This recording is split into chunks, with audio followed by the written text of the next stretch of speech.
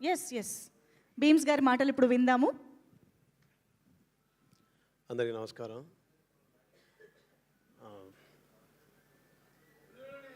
Almost ఇది ఒక silver Jubilee నాకు.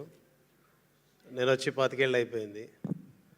ఇప్పుడు వెళ్ళి సగర్వంగా చెప్పుకోవచ్చు మా నాన్నకి, నాన్న నువ్వు దేనికి పనికి రావురా, నువ్వు దేనికి పనికి రావు, అసలు నీ వల్ల ఏంటి ఉపయోగం అని రోజు మా నాన్న తిట్టేవాడు. నాన్న ఇక్కడ నిలబడ్డాను,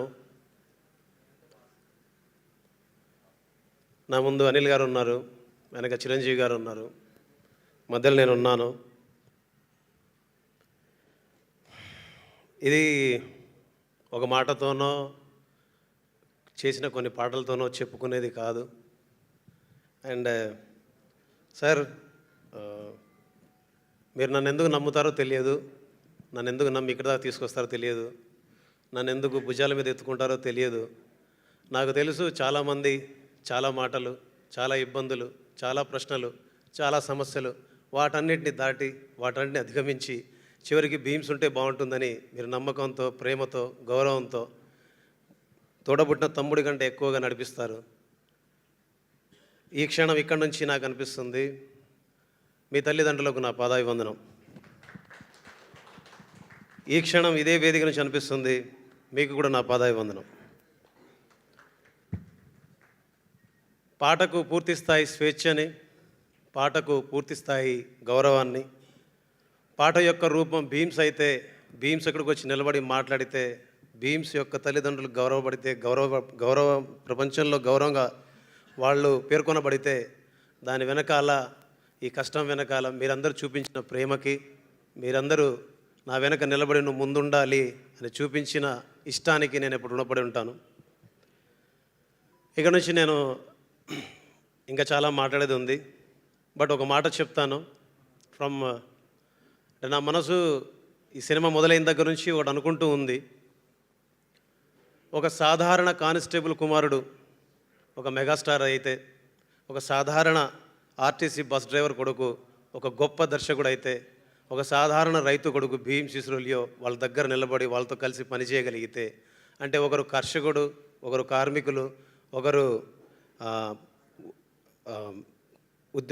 గవర్నమెంట్ ఉద్యోగం చేసే వ్యక్తి, సో ఒక రక్షకుడు, రైట్ వర్డ్, ఒకరు రక్షకులు, ఒకరు కర్షకులు, ఒకరు కార్మికులు, ఇలాగా ఇది నాకు అనిపిస్తుంది, ఇదొక త్రివేణి సంగమం జరిగిందేమో ఇక్కడ అని అనిపించింది నాకు. ఎక్కడో మారుమూల పల్లెల్లో పుట్టి పెరిగి ఇక్కడ దాకా రాగలగడం, వాళ్ళు కూడా అక్కడి నుంచే ప్రయాణం మొదలుపడి ఇక్కడ దాకా రాగలగడం, అండ్ ఇంత గొప్ప ప్రయాణాన్ని, ఇంత గొప్ప విజయాన్ని, ఇంత గొప్ప ప్రేమను చూపించినందుకు తెలుగు ప్రేక్షకులందరికీ మనస్ఫూర్తిగా నా నమస్కారం. జై హింద్. సార్, మీ పాటలకి మీ స్పీచ్లకి అసలు పొంతనే ఉండదు సార్. మొత్తం ఇంత అక్కడేమో మొత్తం హుక్కు స్టెప్ అని మొత్తం రఫ్ ఆడించారు, ఇక్కడేమో ఫిలాసఫీ చెప్తున్నారు. Thank you both sides of Bheems గారు, థ్యాంక్ యూ అండి. అండ్ సారీ, థ్యాంక్స్ చెప్పాలి కొందరికి. మిథున్ సార్, మా కీబోర్డ్ ప్లేయర్ మిథున్ గారికి, అండ్ మా వైద్య గారికి, మా అగస్త్య గారికి, మా హెల్విన్కి, మా రైటర్స్ శాస్త్రి గారికి, శ్యామన్నకి, భాస్కర్ భట్ల గారికి, ప్రతి ఒక్కరికి, మెయిన్లీ చివరిగా ఎప్పుడు చెప్పాలన్నా ధైర్యంగా చెప్తాను, ఎప్పుడు చెప్పాలన్నా గర్వంగా చెప్తాను, మా మాల్యా ఇక్కడ దా.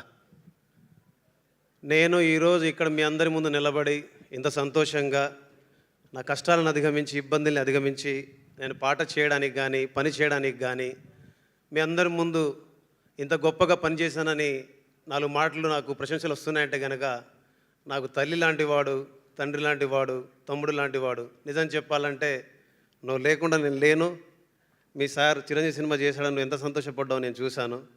నేను చేయలేదురా, మనందరం కలిసి చేశాం. తెలుగు రాష్ట్రాల్లో ఉన్న 10 కోట్ల మంది కలిస్తే భీమ్స్ 10 కోట్ల మంది కలిసి పనిచేశారు ఆయనకి. Thank you so much. Love you Mallya. Thank you అండి, థ్యాంక్ యూ వెరీ మచ్.